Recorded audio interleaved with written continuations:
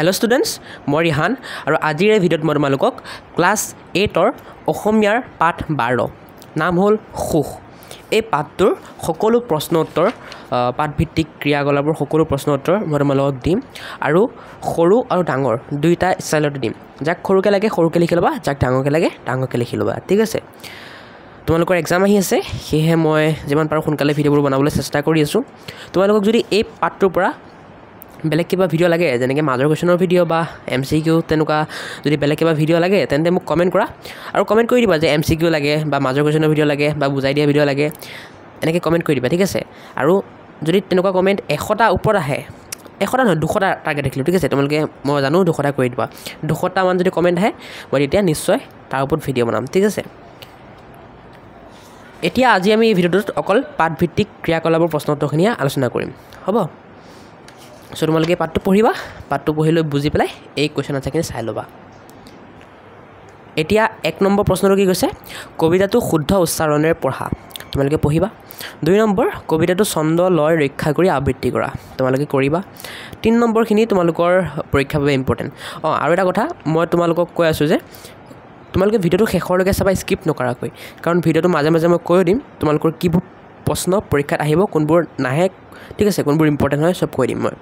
গতিকে স্কিপ নকৰিবা, শেষলৈকে চাবা। এতিয়া যেনেকৈ 3 নম্বৰ ক খ গ একেবাৰে বৰ্গীয়া জলৈকে গোটেইকেইটা ইম্পৰ্টেণ্ট হয়, পৰীক্ষাত আহে, গতিকে এইবোৰ স্কিপ নকৰিবাই, এইবোৰ পঢ়ি যাবাই, ঠিক আছে। এতিয়া এইকেইটা চাই লহা। এতিয়া 3 নম্বৰ ক প্ৰশ্নটো কৈছে আমাক, সুখ সুখ বুলি সংসাৰত সুখ বিচাৰোঁতে মানুহে কি পায়। চ' ইয়াৰ উত্তৰটো হ'ব সুখ সুখ বুলি সংসাৰত সুখ বিচাৰোঁতে মানুহে দুখ পায়, ঠিক আছে। কি পায়? দুখ পায়। এতিয়া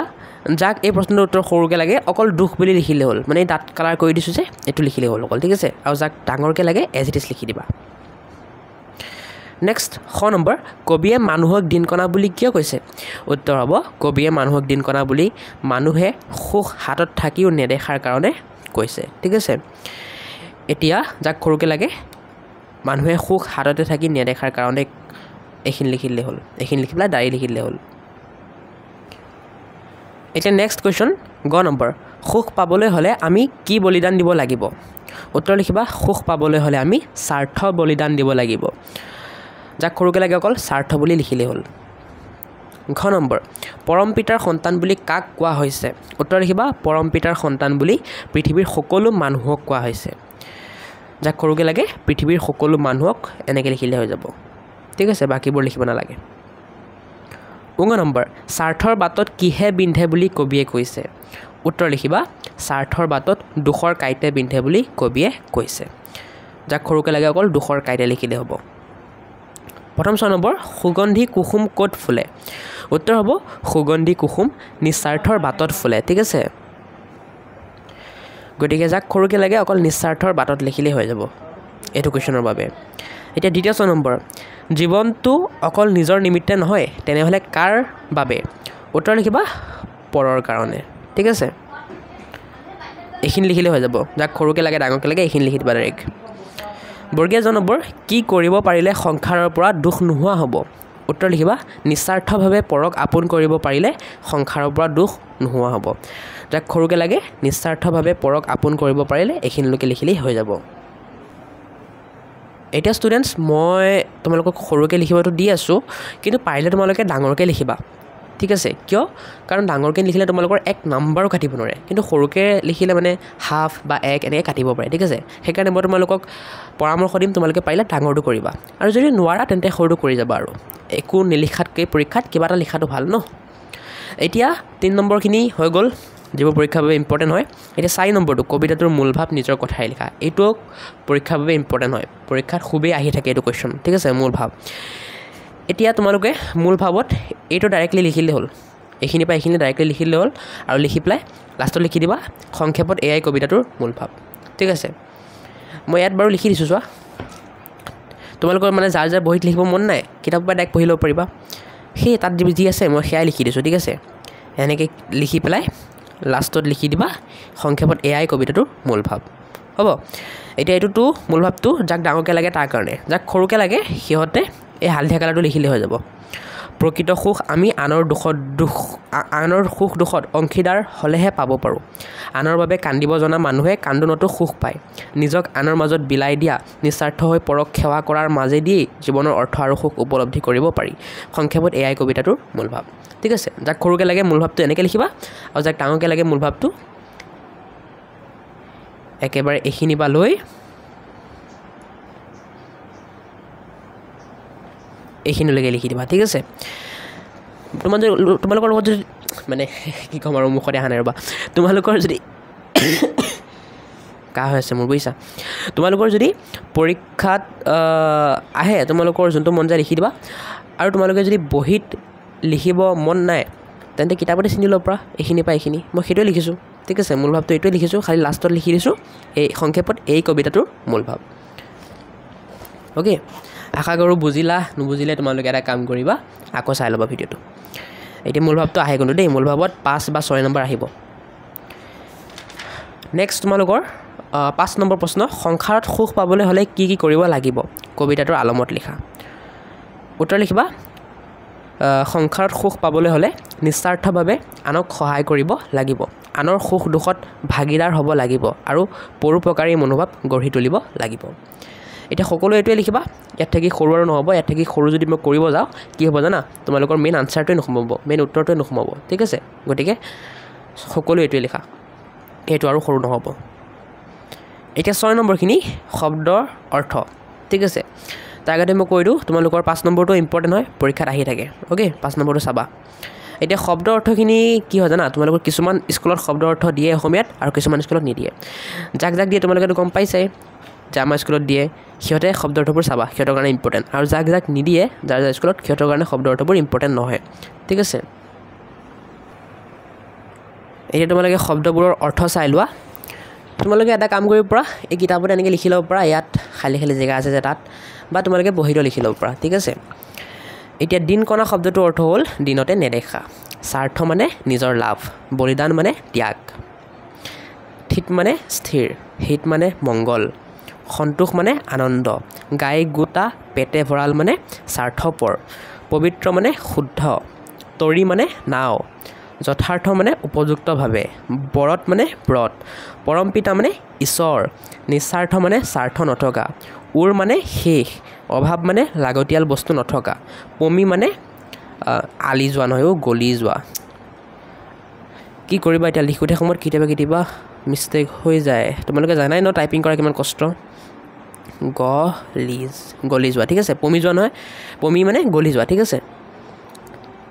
সামৰ্থ্য মানে ক্ষমতা হুল মানে সৰু জোঙা বস্তু ঠিক আছে গতিকে শব্দাৰ্থবোৰ তোমালোকে চাই লিখি ল'বা এতিয়া আহা আমি নেক্সট কুৱেশ্যনটো চাওঁ 6 নম্বৰ শব্দ অৰ্থখিনি হৈ গ'ল হয় এতিয়া আমি 7 নম্বৰ চাম 7 নম্বৰ তোমালোকক কি কৈছে 7 নম্বৰ কবিতা ফাঁকি দিয়া হৈছে ইয়াত চোৱা দেখিও নেদেখা কিয় দিন কণা সুখহে হাতত আছে যিয়ে দিব পাৰে স্বাৰ্থ বলিদান সুখ পৰে পাছে এই কবিতা ফাঁকিৰ পৰা প্ৰশ্ন সুধিছে তোমালোকক কবিয়ে দিন কণা বুলি কাক আৰু কিয় কৈছে মানুহৰ পাছে সুখ ফুৰিবলৈ হ'লে মানুহে কি কৰিব লাগিব চ' উত্তৰ দিবা তোমালোকে এনেকৈ কবিয়ে মানুহক দিন কণা বুলি কৈছে কাৰণ মানুহৰ হাততেই সুখ থাকে যদিও তেওঁলোকে সেই সুখ উপলব্ধি কৰিব নোৱাৰে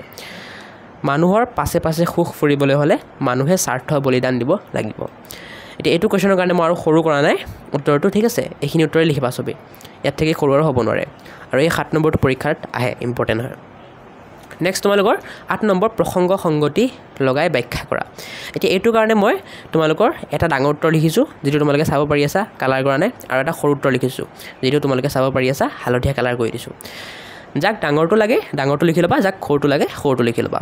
ফাৰ্ষ্টে মই কাম কৰি আছোঁ ডাঙৰটো পঢ়ি আছোঁ ঠিক আছে উত্তৰ লিখিবা উক্ত কবিতা ফাঁকি আমাৰ অসমীয়া পাঠ্যপুথি অংকুৰণৰ অন্তৰ্গত আনন্দ চন্দ্ৰ আগৰৱালাৰ দ্বাৰা ৰচিত সুখ নামৰ পাঠটোৰ পৰা তুলি দিয়া হৈছে মানুহে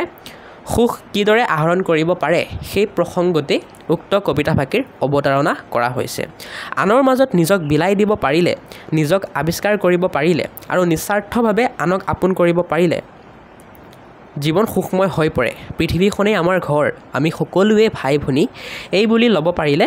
আমাৰ জীৱন সুখৰ আকৰ হৈ পৰিব জীৱন হৈ পৰিব অৰ্থপূৰ্ণ কবিতা ফাঁকিৰ দ্বাৰা কবিয়ে ইয়াকে বুজাব বিচাৰিছে এতিয়া যাক সৰুকৈ লাগে এনেকৈ লিখিবা উক্ত কবিতাফাঁকি আনন্দ চন্দ্ৰ আগৰৱালাৰ দ্বাৰা ৰচিত সুখ নামৰ পাঠটোৰ পৰা তুলি দিয়া হৈছে মানুহে সুখ কিদৰে পাব পাৰে সেই কথাকে কবিতাফাঁকিত কোৱা হৈছে নিজক আনৰ মাজত বিলাই দি নিস্বাৰ্থ হৈ পৰক সেৱা কৰাৰ মাজেদিয়েই জীৱনৰ অৰ্থ আৰু সুখ উপলব্ধি কৰিব পাৰি কবিতাফাঁকিৰ দ্বাৰা কবিয়ে ইয়াকে বুজাব বিচাৰিছে এতিয়া তোমালোকক যদি মই এটা বোনাছ টিপ দিওঁ কেনেকুৱা লাগিব তোমালোকৰ মানে তোমালোকে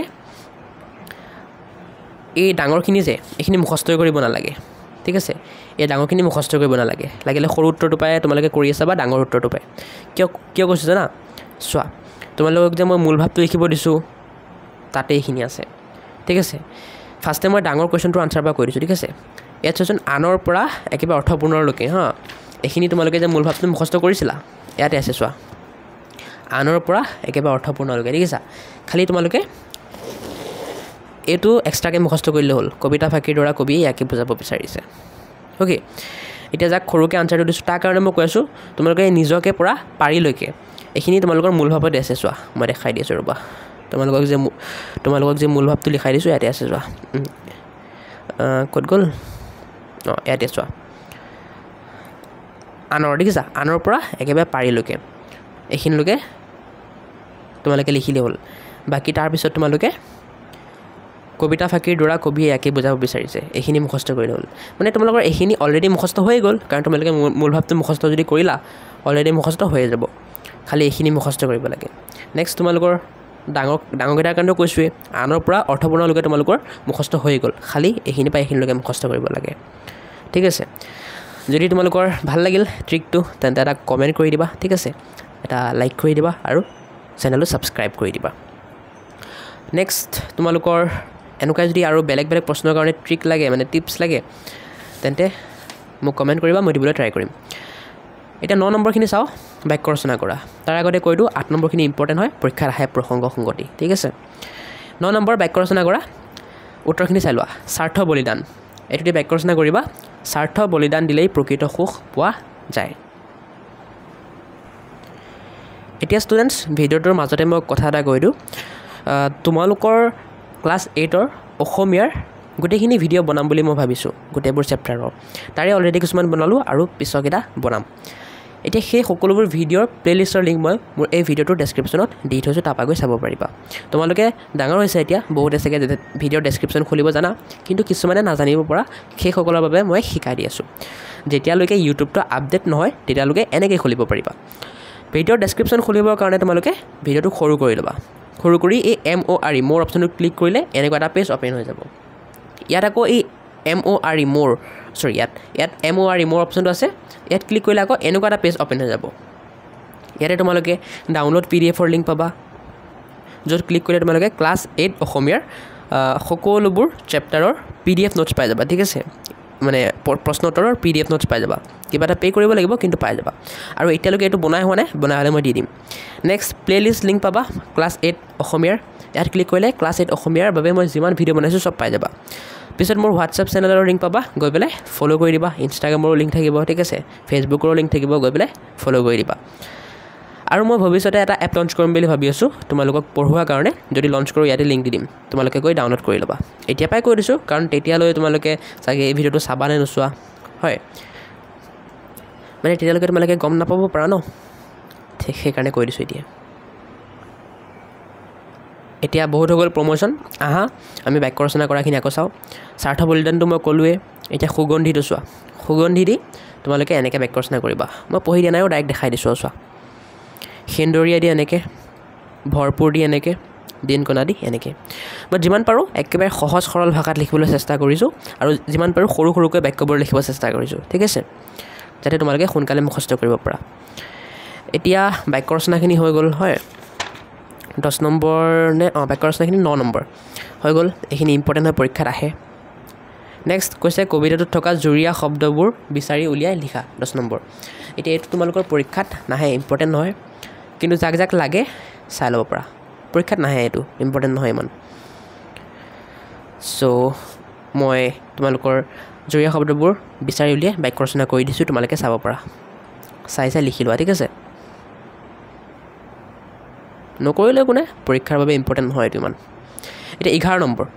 11 নম্বৰ তোমালোকক কি কৈছে তোমালোকক বিপৰীত শব্দ মানে বিপৰীত লিংগ শব্দ লিখিব দিছে মানে জেনেৰেলি বুজি লোৱা লিংগ পৰিৱৰ্তন কৰিব দিছে ঠিক আছে যেনেকৈ শব্দ হাতী শব্দটো লিংগ পৰিৱৰ্তন কৰিলে আমি কি বুলি ক'ম মতা হাতী বা মাইকী হাতী মানুহটো মতা মানুহ বা মাইকী মানুহ মহ মতা মহ বা মাইকী মহ ছাগলী মতা ছাগলী বা মাইকী ছাগলী কুকুৰ মতা কুকুৰ বা মাইকী কুকুৰ মানে ইয়াত যোনবোৰ শব্দ দিছে এই শব্দবোৰে মতা মাইকী দুটাই বুজায় ঠিক আছে চ' আমাক কি কৈছে লিংগ পৰিৱৰ্তন কৰিলে আমি কি কৰিম এই শব্দবোৰত যদি মতা হাতী হয় মতা লগাই দিম যদি মাইকী হাতী হয় আগত মাইকী লগাই দিম হয় তেনেকৈ বাকী 11 নম্বৰো তোমালোকৰ পৰীক্ষাত অহা চান্স বহুতে কম নাহেই চাগে মোৰ মতে 12 নম্বৰখিনি ইম্পৰ্টেণ্ট হয় পৰীক্ষাত আহিব পাৰে প্ৰত্যয় ভাঙি দেখুওৱা ঠিক আছে মই উত্তৰবোৰ দি দিছোঁ চোৱা ঢুলীয়াৰ লগত প্ৰত্যয় ইয়াৰ প্ৰত্যয় যোগ আছে হয় ঢোল যোগ ইয়া তেনেকৈ তেলীয়া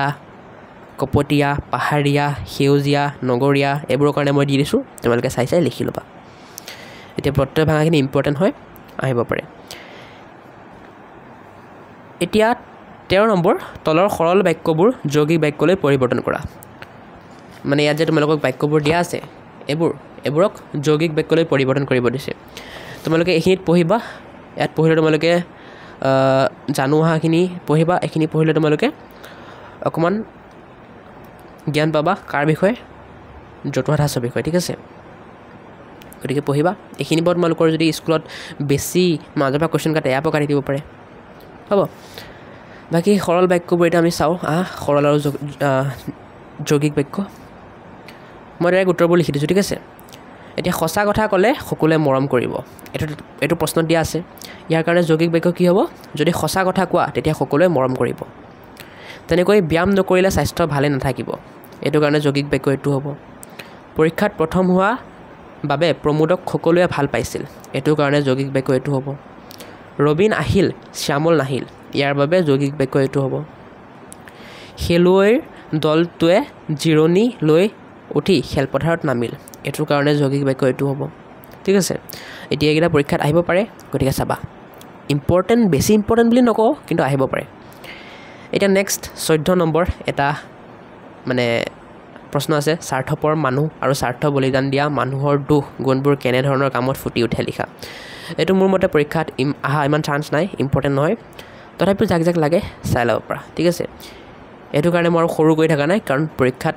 অহা চান্স এইটোৰ খুবেই কম গতিকে যাক লাগে চাই লিখি লোৱা মই আৰু পঢ়ি নিদিওঁ এইখিনি পৰা এইখিনিলৈকে লিখি পিছত এইখিনি পৰা এইখিনিলৈকে লিখি লোৱা অ'কে চ' ইয়াৰ পিছত তোমালোকৰ জানো অহা দিছে তোমালোকে পঢ়িবা ইয়াত তোমালোকৰ আৰু এটা জানো অহা দিছে নেলছন মাণ্ডেলাৰ পৰিচয় বিষয় এইটো পঢ়িবা ইম্পৰ্টেণ্ট হয় ইয়াৰ পৰা চমু টোকা দি দিব পাৰে নেলছন মাণ্ডেলাৰ বিষয়ে বা তোমালোকৰ সৰু কুৱেশ্যন আহিব পাৰে যেনেকৈ নেলছন মাণ্ডেলাৰ জন্ম ক'ত হৈছিল ঠিক আছে এনেকুৱা সৰু প্ৰশ্ন সুধি দিব পাৰে গতিকে পাৰিলে চাবা নোৱাৰিলে নালাগে আৰু এতিয়া নেক্সট তোমালোকৰ পাঠ 13 হোমী জাহাংগীৰ ভাবা এই পাঠটোৰ যদি প্ৰশ্ন উত্তৰ লাগে তোমালোকে মোক কমেণ্ট কৰিবা মই দিবলৈ নিশ্চয় চেষ্টা কৰিম আৰু নেক্সট কি ছাবজেক্টৰ ওপৰত কি টপিকৰ ওপৰত ভিডিঅ' লাগে মোক কমেণ্ট কৰিবা মই নিশ্চয় দিবলৈ চেষ্টা কৰিম আজি ভিডিঅ'টো এইখিনিতে সামৰিম আৰু বাই